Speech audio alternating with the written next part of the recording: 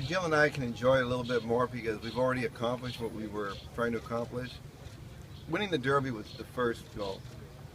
We wanted to make sure that we got that.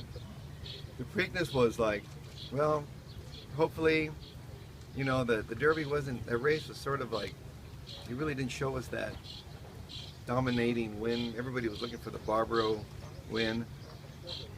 But after the Preakness, and we knew that we had a really good chance, and not once during his training did he ever tell us that he wasn't that kind of horse. He just always brought it, and I'd let him work. When I had him in California, I never let him do, like Gary Young, who's a really, you know, one of the best clockers in the country. He asked me one time, why don't you let him gallop out in his work? And I said, because I'm afraid what he might do. I don't want to do any more than what he's doing, because I think that's enough for him. So I always had that confidence. Like, I knew it'd be like a coach having a quarterback. Like, I know I don't want to overtrain him.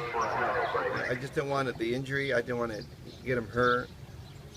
Didn't want to risk it. So I thought, you know, I got him ready, and we'll let the races sort of get him ready. And so the Derby was probably like his hardest. You know, he needed a stiff work. It's probably the stiffest work he got. And after that, and now he's like, all my Triple Crown horses, when they were exhausted. They were beat. I could tell they were. And this guy is like, it's a genetic.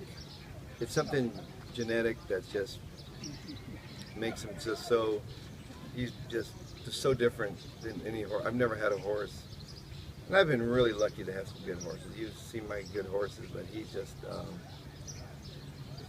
something about. I'm sure somebody will measure his heart. Everybody won't be measuring I don't know what. Something happened really. Something. The genetic. He was like the Incredible Hulk, you know. He just like something happened that. You know, I like to take some of his blood and put it in all my other horses, you know.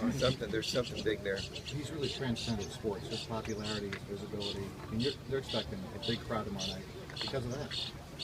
Well, I think he's. I think he made. I was told this by guys in ESPN and some sports that they feel like he really caught America's attention and made them really feel good about themselves for a little while. And there's a lot of people that watch this. I'm telling you, going through the airport, that he says, "Hey, what a horse!" I mean, it's like I get all these people. You know, I don't know them, and they'll, you know, some people that recognize me, but it's that horse is really, you know, people, especially America, especially with sports, and it gets out there. It's quite amazing that I was at the Dodger Stadium, and there was this. Her name is Liz Habib, something. See, I started talking to her. She's channel one of those, and I'm talking to her, and they said, well, and I'm talking about the horse. I said, all right, we have to move him on. She goes, no, but tell me. And she's like, she wants to know. It wasn't an interview anymore. She just wanted to hear the stories about him, what he's like. I said, you need to come out here and feed him some carrots, and when Jill was helping out Wave in the mornings, early in the mornings, she had a piece where with John Bowles, and they did a thing in the morning when she's just petting on him, and it's like he just like, she called him, yeah, he's a baby and a beast. You know, it's amazing that a horse of this caliber is that kind, and he wouldn't bite you. He just really likes people. And so when you have this big pet, but yet when you throw him out there, he's this big dominating creature that it's hard to see. He's just a really nice person that just delivers. Bob, he's only raced 8 times, and Steve Coughlin was saying that he thought the Derby was the first time he really had to run, so it was like his first real race, and he just wondered if he's just now really starting to get good. No, I agree with him, because coming into this race, it was the best he's trained all year. And so that's why Jimmy and I, we went up there just I wasn't really nervous. It's the first Triple Crown race where I really felt we had the horse. I think, we knew. I was just worried about the break.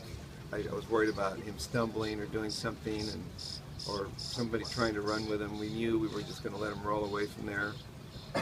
And but he was just giving off so many strong vibes, even when he went over the track at Belmont the first time. And he went over that track. He just floated over it. But he floats over every surface he goes. Have you thought any about the next few weeks? I mean, get your arms around maybe what the next trip might be and why, what circumstances? No, we're really, to me, it's all about, I just feel like I have an obligation to make sure that I keep him in, when I run him back, I don't want to, I want to make sure it's the right race for him, not for me. And so, and I want to space my races to, the goal is to bring him back to Kentucky, and I'm sure you all want to see him run the Breeders' Cup, so I want to make sure that I keep him at that level. So that's why, there's some obvious spots, like you have the Haskell, the Gin Dandy, you got Saratoga, Del Mar, they want him. Canterbury Downs, they were really nice, and they wanted to, they were going to do all this for us and all that, and I just said, buddy, it's like, he's here to, run him on those bigger racetracks, but, Look at 2 or 3 races before, ideally, and I realize you make your mind up a lot of times at the last minute, but before the Breeders' Cup, what would be wish list 2 or 3?